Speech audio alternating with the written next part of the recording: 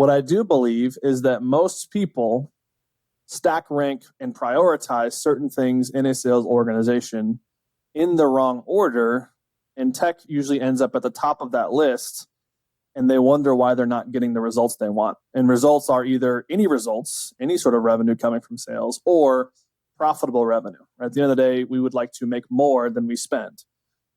And so it really comes down to like a 6-part, I call it like a value totem pole for outbound. That is, I think it's the only formula for getting outbound right today.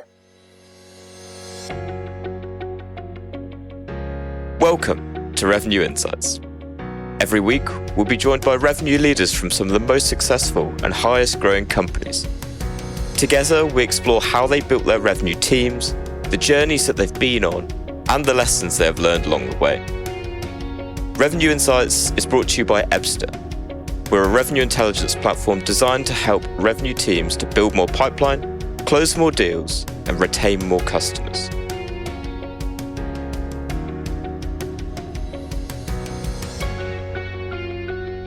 Hello there, you are listening to Revenue Insights. Today, I'm joined by Joey Gilkey, CEO of Apex Revenue. They help to fix businesses outbound as a fractional VP of sales. Joey, pleasure to chat to you today. Been enjoying some of your hot takes on LinkedIn. How are you doing? Lee, I appreciate you having me, man. Yeah, the takes they tend to be hot, unfortunately, for some, and we have a softer generation these days, and so it offends more people than it used to, but I'll take the attention either way. And hence, I wanted to dig into them a bit more and probe a little bit more than a LinkedIn post will allow. Before we get into that, for anyone listening that hasn't come across you or Apex Revenue before, could you give a bit more context on your story and your background? Sure, yeah. So I'm, again, current day CEO of Apex Revenue. So we've been around for about 3 years now. It was off the back of an exit that we had in end of 19, early 20. And so my career started in ministry, actually, of all places. So I actually was in the Christian ministry world for a short stint of time. It's where I met my wife. Realized pretty quickly it wasn't really where my ambitions wanted to stay. I just felt this pulling to be in business, build business, create wealth, give wealth to those who need it, or give away some of that, a portion of that. And so I ended up my endeavors in the business world. Thankfully, when I was in ministry, I got to raise a lot of funds to support that ministry, which meant I got to rub shoulders with very wealthy people and ask them for their money. So I kind of got my taste in sales even there, but more than that, I developed a network, folks who trusted me, liked me, saw my skill sets, saw how transferable they'd be. And out the gate at a young age, I got a very sweet opportunity. I didn't see it as sweet at the time, but I saw it as probably a fairly undeserved opportunity. So I went into the enterprise sales world pretty much out the gate. And so I was selling to the Fortune 1000s of the world in my early 20s. Did very well, sold one of the largest contracts, I don't know if it's to date, but at the time in the healthcare IT space. And they thought that instantly meant that I should be a leader of some sort just because I sold a big contract. They were sorely disappointed when they gave me a very large budget and a bit of a team. I got for lack of better phrases, I got my teeth kicked in a little bit, but I learned a lot. Got to manage a large budget, got to see a lot of inefficiencies at a corporate level. Decided that I hated the corporate level and decided to go take a VP of sales job in more of the consulting space. So in the small to mid-sized market, built a sales operation from scratch.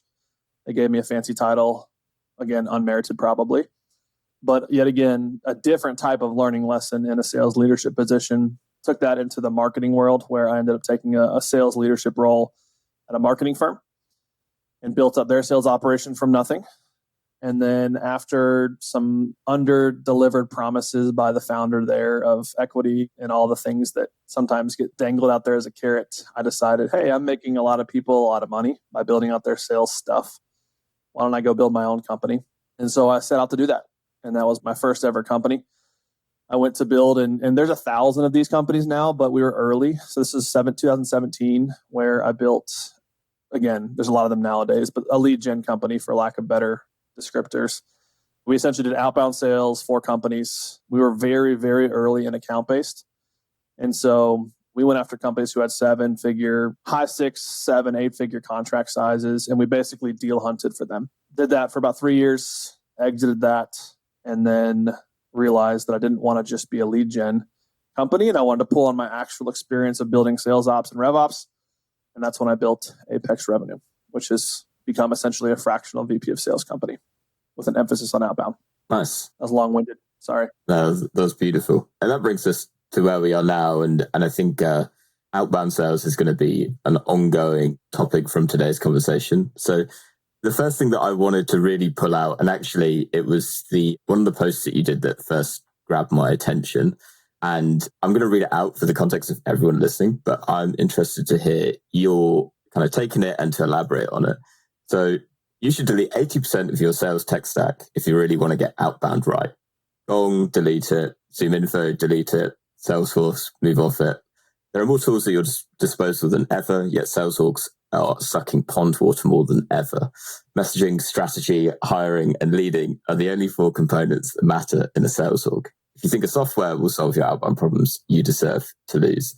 Now, I found this fascinating reading it as someone who works in the sales tech space, but also understand the context behind it. So I'd love to hear in your word a bit of elaboration on your point of view on that and where it's coming from, because I know a lot of the folks that are listening will be, particularly in the RevOps space, probably grinding every single day, trying to get the value out of all these tools that they've invested money in. So really interested to hear your thoughts. Yeah.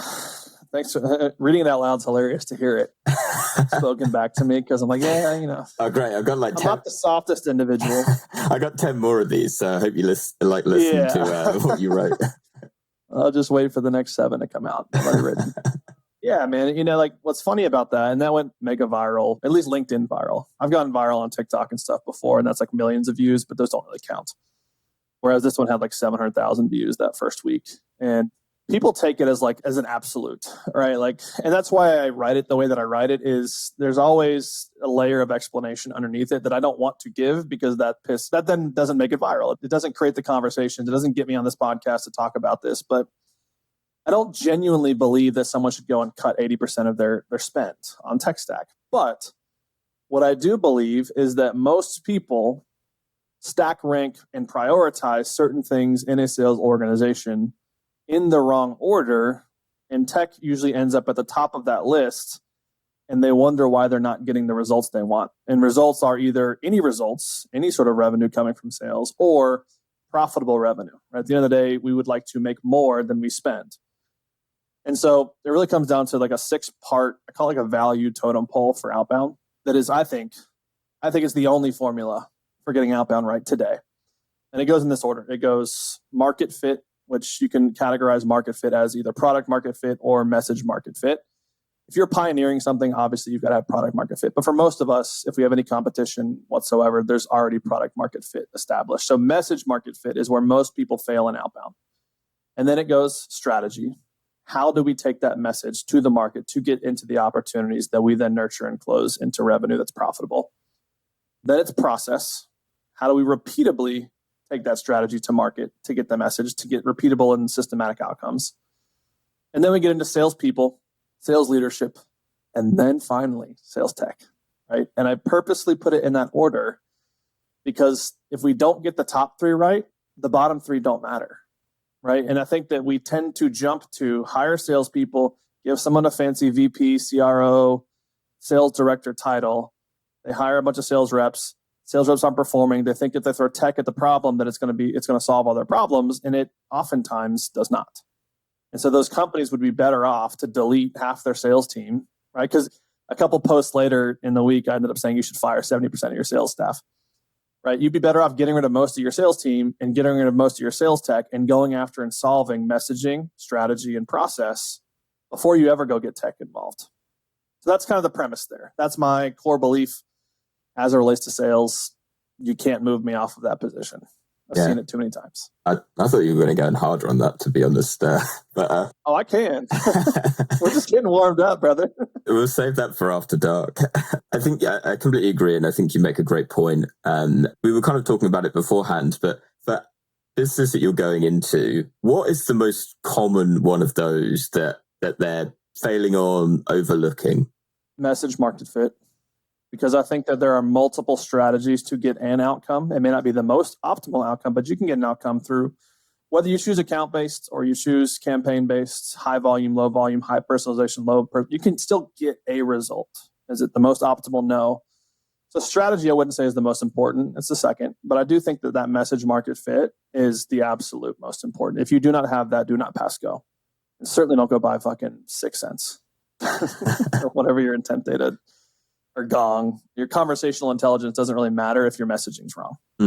Yeah, which I think is a really valid point. The messaging point obviously speaks to me as a marketer because that's what we obsess over, right? Whether it's our ads, whether it's literally this podcast, whether it's the content that we're creating. If we're putting out a message that our audience think, well, this is just a load of rubbish, then it gets us nowhere. So what's your approach then when you go into a business? How do you start to solve that problem in terms of working out what a good message is?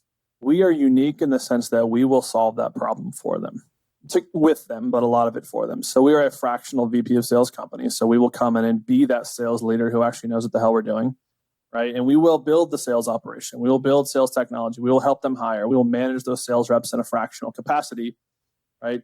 But before we even do that, before I tell you to spend all that money with us and to spend all the money on the tech and to spend all the money on the sales hiring, we have to get we have to get the messaging and the strategy right. And so we tried to put that on the client, the messaging at one point, and we often found that they don't want to do the work to figure out what is that message market fit. And so then we said, okay, cool. In order for us to be more successful, we need to help you get to message market fit quicker. So we developed a process, we call it outbound R&D. It's a research and development process of about 6 to 8 weeks, depending on the complexity.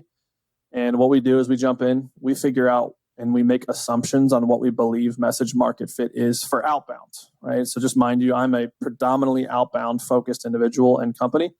We actually go in, we determine what do we think messaging looks like for outbound, and then we go test it. So we develop target account profiles, we go build lists, we segment that data, we determine what channels we want to test. And then my team that I've built, we will go to market for you. I don't want to waste your dollars on your sales team that we don't know can work or your tech stack. Like we've got all the things to go test. And our entire goal is to go have hundreds of conversations with that ideal buyer. And we take that message that we made assumptions on, hypothesis, and we go test that message, refine it, test it, refine it, make iterations until we feel like we get to a conversion rate that is acceptable in our eyes. Or we can't get there and we have a serious problem with message market fit. And so in those 6 to 8 weeks, we have called 100 conversations with your target account, your buyer personas, your buying committee members. And we will determine the outcome of your messaging will be based on how successful we are in that time. And then once we have that, we feel good. We have data, we have scripts, we have recordings, we have messaging, we have copy, we have all the things that we can then feel good about going and building your sales operation on top of, because we've secured both the message and the strategy. We know what channels are viable now because we've tested them. We've gotten conversions on them. We know the messaging that works, the scripts, et cetera. So that's how we go about solving it. But if you're not hiring us, then how I would do it is do just that, is go build your list, make assumptions on your messaging, and be willing to have conversation in tranches of 5 to 10 conversations. Be willing to receive the feedback. What I see oftentimes with a lot of companies is they make assumptions on their messaging.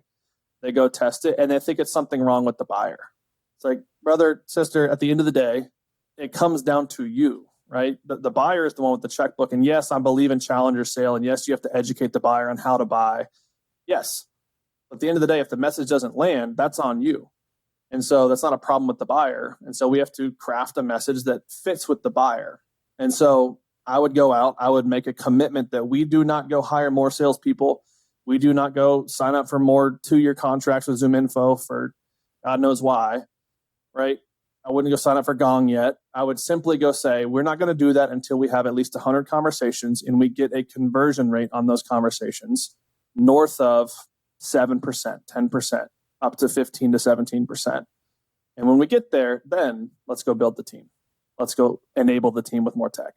How do you gauge the success of that? Is it just based on conversions at the end of it, or are you like measuring, tracking anything else? Not necessarily. We look at a couple things. So when we go and do it, we are looking at, yes, a conversion number, but everyone's different with their buying windows. And, You might have hit the window wrong. There's the whole adage of the statistic of like 3% of your market's buying, 7% is willing to hear you out and honestly could buy. There's 30% that hasn't been thinking about this, but they're persuadable to have a conversation and get the ball rolling. There's probably another 30% that is not ready right now. It's not a priority for a while. And then there's the final 10 to 20% that are just, they're never going to buy. They're never going to solve that problem. I think it's important to have enough conversations to where you hit most of those different segments to get feedback from them. Because it's not just about how many calls are we going to turn into sales ops, right? Opportunities. But it's also about how many of these accounts do we activate for later, right? Are they in the market soon, eventually? If so, I want to break down when I have these conversations. I want to be able to look at all the conversations that I had, and I want to get a percentage breakdown of where people ended up. Yes, interested now. Cool. What's the percentage of our conversation that did that? Yes, not interested now, right? But not never. What percentage of my list is that? No, not me, meaning we have our buyer persona wrong or our buying committee wrong, and we have to go find who it is that we are supposed to go after, either through referral or better research. Or no, never. We're never going to solve this problem. It's not a priority for us, whatever, right?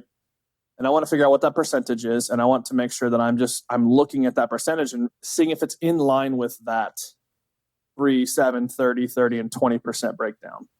Ideally better. Hopefully that answers somewhat.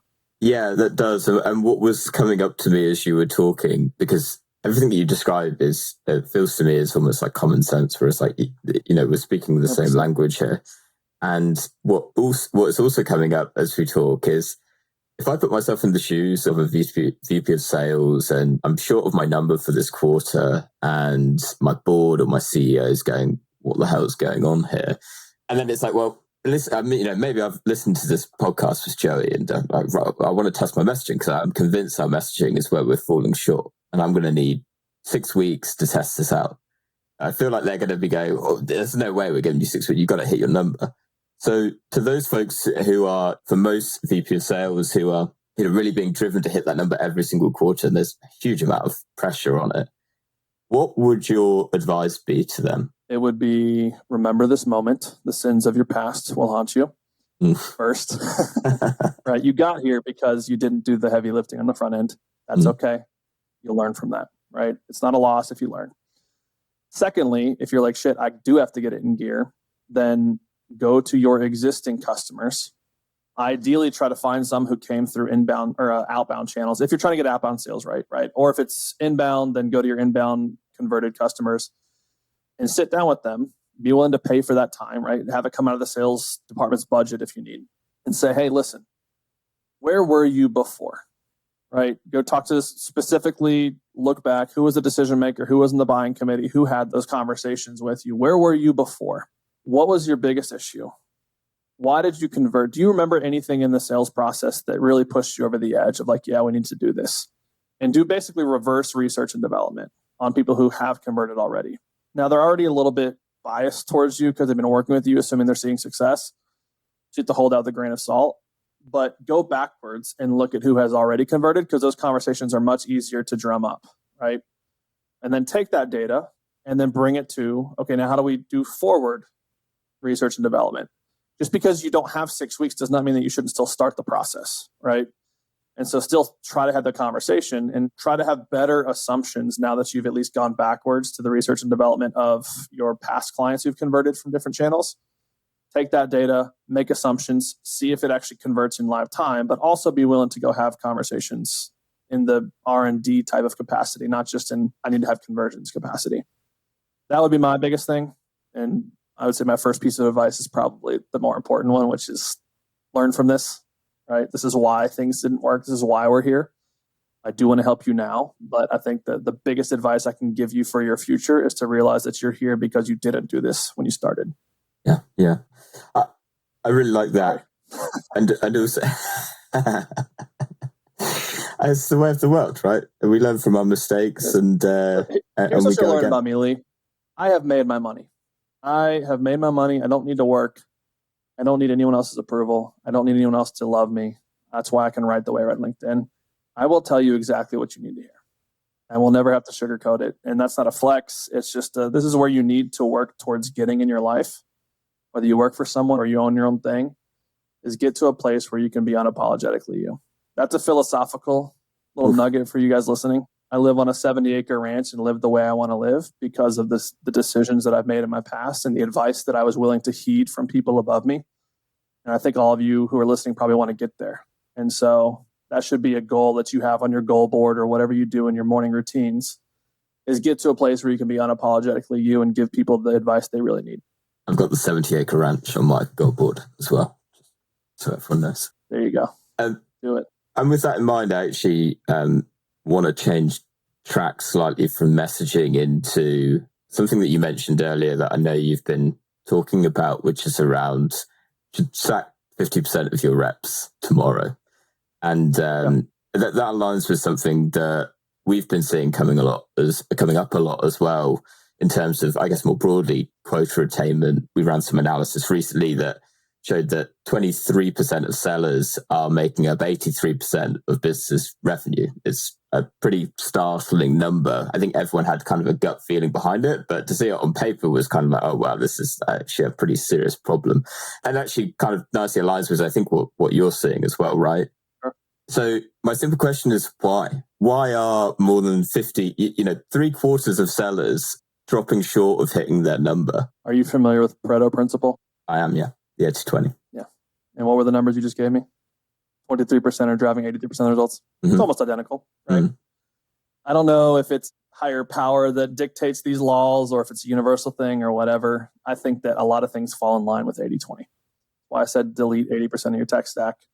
Why I believe I was being generous when I said let go of 50%. That's why my next post the next day was it actually should be 70. And I probably should have wrote another one that actually should be 80. Again, I don't truly mean that as an absolute statement either, but at the end of the day, most things in life, 20% of what you do, 20% of who you employ, et cetera, drive 80% of the results. It doesn't mean that you have to get rid of everybody. It just means that knowing there will always be a disparity between the top 20% and the results that you want from the rest. And so what I have found is I would far rather invest more resources into the smaller category, the minority producers in my sales organization that are driving 80% of the results. And then my job as the sales leader, the RevOps leader, the CEO, whatever your title might be, who's over top of this, my job is to make that 20% that's producing 80% of the results the new average. Like that's my job.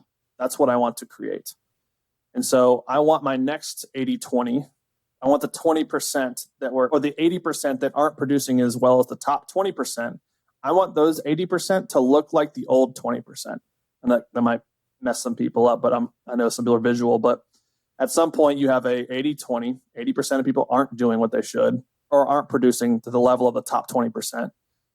But my job is to then turn the new 20%, call it a year later, into like the all-stars that would have crushed the 20% in the former version of our sales organization.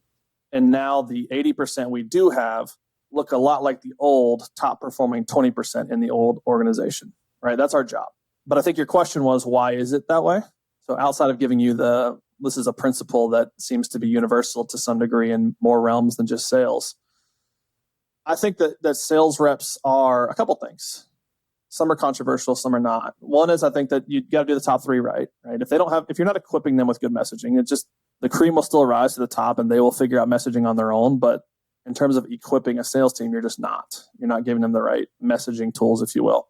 Maybe you had them doing the wrong strategy or you're optimizing for the wrong outcomes, right? Like I think that one statement that used to be a core value of our company was outcomes over inputs. And I think oftentimes we manage people to KPIs so closely to KPIs of like lagging indicator KPIs, right? Like your close rate is here and it needs to be here. It's like, yes, agreed. How? Well, just tell me I have to. How do I get there? I'm obviously doing what I'm supposed to be doing. At least that's what I'm doing. I'm told. I'm putting in the 100 dials a day. I'm sending the 50 emails a day. I'm making the 25 LinkedIn connections a day. And yet, I've only got this many opportunities. My conversion rate's too low. My push to pipeline ratio is too low. My close rate's too low. I'm doing the inputs you told me to do, and yet the lagging indicators, the KPIs that you tell me are important, close rates not producing. Why? And that's where the VP of sales, the sales leader, the rev leader, the CEO needs to do the hard work of answering that question of why. So to sum all that up, I think that sales reps are managed to the wrong metrics. They're managed to inputs. They are not managed to outcomes. And we try to keep them in a box of inputs instead of saying, I want you to go out there and get the outcomes that I ask for. Revenue influenced. That's one. And then I think two, this is the more controversial take. I think sales reps are f***ing entitled. They have become more entitled than ever. And here's why. And it's our fault. It's employers' fault. It's leaders' fault. Because we have gotten to the point now, and I think COVID played a role in this. I think that a lot has created this where sales reps, SDRs, are now getting paid the equivalent of 3 year ago account executive, right? And account executives are getting paid the equivalent of a sales leader in some cases. And sales leaders are also following in suit, and they're getting paid the level of a C-suite sales leader, right? And so we get to this place where it's nearly impossible to turn a sales organization profitable because of the demand on what it costs, right? And you layer on top of that every organization is now battling over their tech stack. Oh, you come over here, we have Gong. Come over here, we have better data, we have Zoom Info. Come over here, we've spent $1 million on our Salesforce build out. And these sales reps are like, oh, I want to go to that organization because they spent more on their tech stack. It's going to make my life easier. And so they go to a place where the messaging's not good, the strategy's not good. They're measured on inputs, and they're measured on inputs because they're given technology that says that, hey, you can hit your inputs easier. And yet the outcomes are not coming out profitably. And we sit here with our hand on our head wondering why. And I think that's the answer. And it has turned them soft. Two really fascinating points that I've marked it, don't worry. I want to actually grab on from your first point. You were talking about the lagging indicators, and I think a lot of people listening will be feeling like resonating with this idea of, well, let's just add more in. Let's just, more activities, more calls, more emails. In a marketing world, it's, well, let's just spend more marketing dollars and we're just going to get more at the end, right? And then it doesn't work out that way. And you kind of rhetorically pose the question that leaders asking, like, why? Why is that the case? Why do you think that is the case? And what would you say are the leading indicators of revenue for those reps? Yeah, I think the lagging is obviously revenue influence, close rates. I'll start with what are leading indicators. I think it's case by case. It's a little bit different, but I do think that, sure, there's conversion metrics on there. I'll give you an example. So I'm analyzing the data of a $12 million marketing agency that sells high-end Drupal website developments to Fortune 1000 type companies. Okay. So they know their target accounts. They know what they sell. When I look at the data beneath the data, and I understand that they're making, let's just say in the past 6 months, they have a small team. Past 6 months, they made 3,900 dials. Whether that's too much or too little is a completely subjective case by case, right? Some people just might be like, oh, they're just not making enough volume. Oh, yeah, maybe. Yeah, totally maybe. Or maybe not. And then you go a layer deeper and you say, okay, well, what's their dial to connect rate? That's interesting. So their dial to connect rate is on 3,900 dials, they've only had 79 connections. That's abysmally low. That's 2%. Okay. So that means that they have an issue connecting with who they deem as their decision maker. You look a layer deeper and you realize that of the connections they had, they're only converting, I think the number was 1% of those conversations or connections. All right, that's really, really bad. So a 1% conversion on a 2% connection on 3,900 dials, that's 6 conversions roughly on 3,900 dials. So if I look at those numbers, what that tells me is a couple things. And again, there's more layers we can get into, but it tells me a couple things. One, you have probably poor data, or you've not determined what is the best number to dial, right? So you've not done the heavy lifting on what dial should we be going, or your data source is bad, right? Maybe you're using Zoom Info, or you're using Slintel, which is attached to 6sense, or you're using Apollo's data, or whatever your data might be, your segment data is not great. And so you have a poor data process. And so what that tells me, I can reverse engineer and I can look at, based on the volume of dials you're doing the connection rate you're getting and the conversion rate on those connections that you're getting, I can tell that you're going to have a conversion every 29 days. That is unsustainable, Jimmy, not his real name. But I'm going to look and be like, this is just unacceptable. We can't keep accepting this. And we've been doing this for 6 months. And you don't know how to look at the data on the front end, and the data tells you a story. And so you don't need fancy tools. You just need data that tells you what the numbers are on the front end. And then you need to know how to turn that data into a story that helps you solve a problem. And so it's a data problem, et cetera. Here's the layer deeper. I go to the 78 connections they had, and I found that 42% of those was either a referral, AKA it was not me, wrong person, or it was wrong person in the organization, no referral. So what you're telling me is, even of the 3,900 dials I had and the 78 connections I had, only 30 something of those were relevant. So I have a buyer persona issue. I'm going after the wrong title, the wrong buying committee. I think this person makes the decision, but 42% shows me it's not. So who are they referring me to? That needs to become the new buyer persona or the new key buyer in my buying committee, right? And those are the things, those are the leading indicators of lagging success. Of course, their revenue's down. Of course, they're not closing, right? That was a lot. I could go deeper, but that's the things you have to look at is what are the things leading up to that? The other aspect is that's all objective. You have to look at subjective. So something that we install in every company, and this is probably the best, most practical advice you could have in your company right now, is you need to have a daily shutdown scorecard. I literally believe in this so much that I built an internal software for our VPs this is how we manage sales reps for all of our clients. Have a daily shutdown scorecard where they have to manually report. I know, you could have APIs all you want, but they have to manually report and go find their own data and put it in. Why? Because they have to be personally accountable to their numbers. Yes, you can go pull those reports in Salesforce. It's easy. But I want to have them manually go find it themselves, put it in my scorecard so that they are personally accountable to the leading indicators. Simultaneously, one of the other questions that we ask in the daily shutdown scorecard is subjective answers, right? So objective is your production. Subjective is how do you feel? What are you struggling with?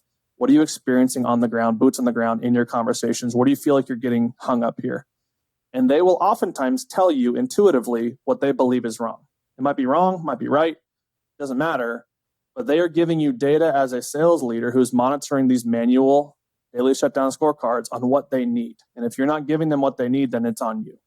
I love the point at the end there, particularly on, I guess, qualitative feedback, right? Which it's very easy to go, I've got all this data, I'm going to make a decision based off the back of it. Now we're going to go and do it. And it's just like, okay, on to the next thing now. Off it goes and runs. And I'm just going to go and look back at the data then in a week's time. Super fascinating point. And I love actually the layer that you were going into, right? And particularly around the point of personas. We personally would look at it from the perspective of, at the end, looking at those close won deals, which personas are most likely to be involved as part of your successfully won sales processes?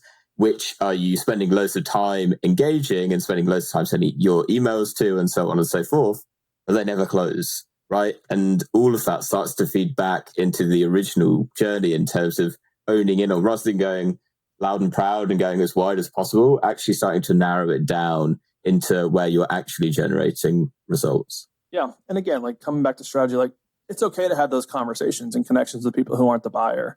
If you're taking an account-based approach and you have a much more targeted list, right? It's okay to talk to, we call it key buyer is a level, buying committee is a level, and frontlines members is a level, right? And the way we define that is key buyer writes the check, has to raise the hand. Buying committee is, they just can't be thumbs down, right? They can either be neutral or for you, but they might influence the decision in some way, shape, or form. And then frontlines are typically people who are affected or impacted by your solution. But you can get data from them, but whether they're for you or against you doesn't really matter. It's just they're good for data. They're good for helping you find a decision maker. So you can talk to the wrong people. That's fine. It needs to be part of your strategy. Yeah, absolutely. And email has all those leading indicators too. I went cold call, but you can go email, LinkedIn. You can do that same, open rate, bounce rate, response rate, positive reply, conversion rate. All those different metrics tell you a different story. Yeah. I want to ask you a penultimate question. And because you've touched on it a few times, there's 3 bits of tech that you need: CRM, sales enablement, and then good data, which I think we've covered quite nicely in today's episode. But I want to know, let's imagine I've got my messaging down. I've got a strategy in place and it's working, right? What's my stack? Well, I just want to know what the 4th one is that you're like, you know what? Of all of the tech out there, this is the one that you'd most commonly recommend. So again, this is dependent upon your strategy, but let's just say I'm an account-based guy at my core, right? Like I mentioned, I've landed one of the biggest deals in the history of this big company because I know how to break into accounts. It's not rocket science. It just takes a little bit of thought. And so honestly, if I was to add a fourth one, and account-based was really important to me, or lower volume, higher conversion, aka higher personalization, is going to be a key driver for me, then there's a difference between a data tool and a researching tool, right? A data tool oftentimes gives you public-facing data that is, you need it to do your outreach, right? So that's your numbers, your mobile lines, your landlines, your direct numbers, your headquarter numbers, your emails, your LinkedIn profiles, et cetera.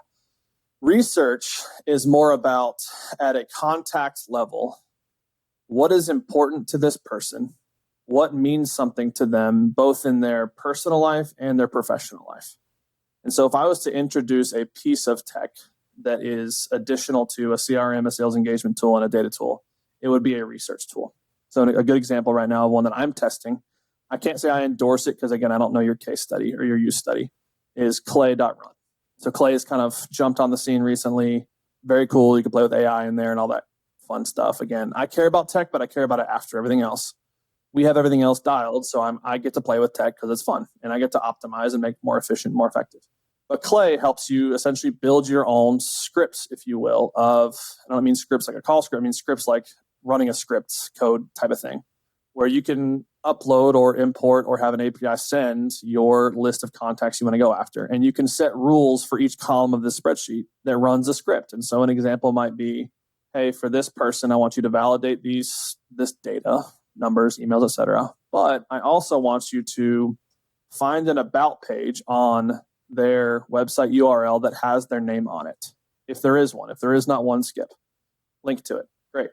The next is I want you to look for keywords in their LinkedIn content of the history of their LinkedIn content that has these keywords in it, link to it. Or you can kind of get the idea. That speeds up research process.